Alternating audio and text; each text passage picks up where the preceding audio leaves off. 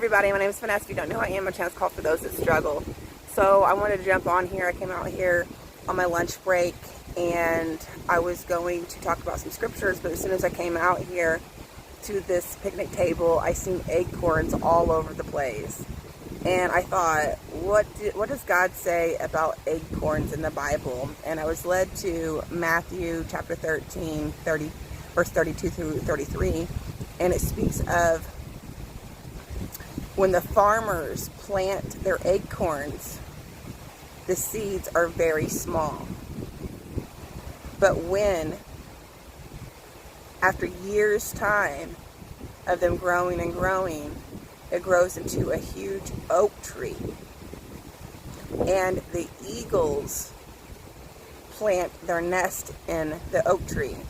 And this is what the kingdom of heaven is like. It's like planting an acorn seed, a very small seed, and after years it grows and grows into a huge oak tree for eagles to plant their nest in, to build their nest in. It is so amazing to think about how we are growing and growing and growing to where we are going to be a huge, metaphorically, like an oak tree where eagles will build their nest in us, if you think about the kingdom of heaven. So I actually wanted to get on here and talk to you all about a few scriptures that have blessed me, and my husband has blessed our marriage. Recently, I had told you that I felt like things were reverting back, but I realized I was in a time of testing. Things that I had been praying for seems like it's reverting, right? So there was a couple scriptures, and this was given to me through someone that God used, and this person had suggested not to share it with your spouse because it is not for your spouse, but it's for you. But of course, I shared it with my spouse, okay? I shared it with my spouse, and it was a blessing.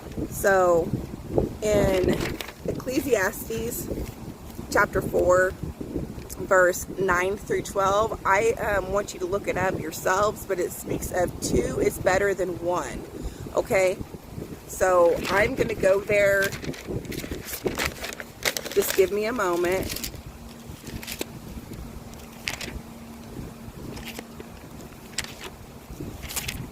Get in here yourself, look for it yourself, share it with your spouse, and let God minister to you, minister to your marriage. Chapter 4, verse 9.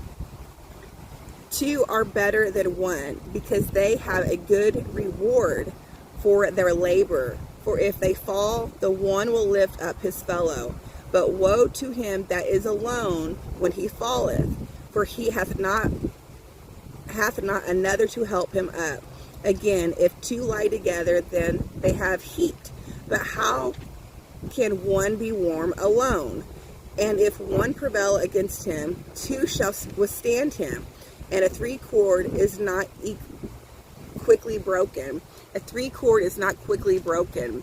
So your husband, your wife, and God, 3 cord is not quickly broken, okay?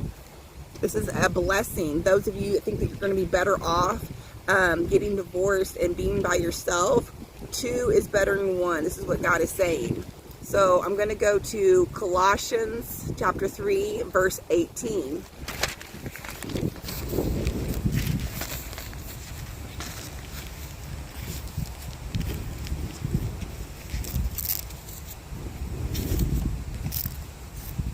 One moment.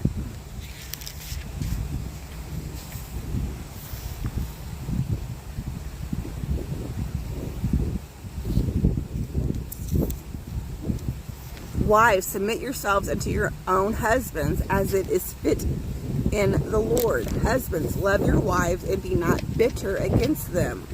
Okay, so we submit to our husbands because we submit to Christ, and our husbands are honoring us, or is loving us, and so we want to submit to him. okay? And our husbands are to love us and honor us and not be bitter towards us, right? So now I'm going to go to 1 Peter chapter 3.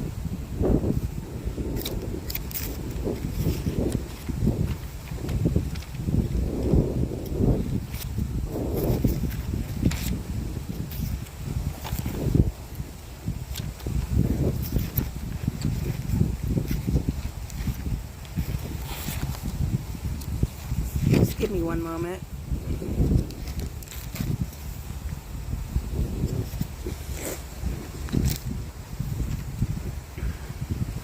Likewise, ye husbands, dwell with them according to knowledge, giving honor unto the wife, as unto the weaker vessel, and as being heirs together of the grace of life, that your prayers be not hindered.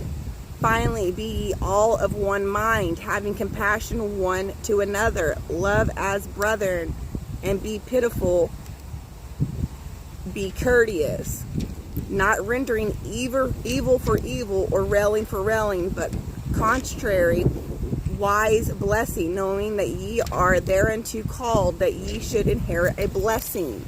So we are to treat our spouses as we want to be treated. We speak to them as we speak to ourselves. If we're speaking good to ourselves, we speak to our spouse's self. Our spouse is good, right?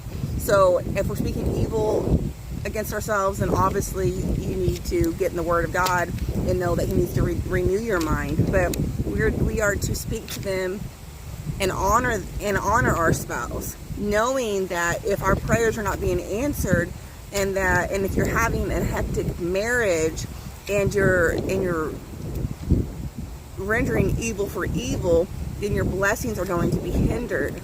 So allow God to minister this to you and share it with your spouse, and let God bring you guys together. Okay? This was a blessing for me and my husband to hear, and keeping it at the forefront of our minds that if your prayers are not being answered, it might be because you're not in the will of God in your marriage, honoring one another,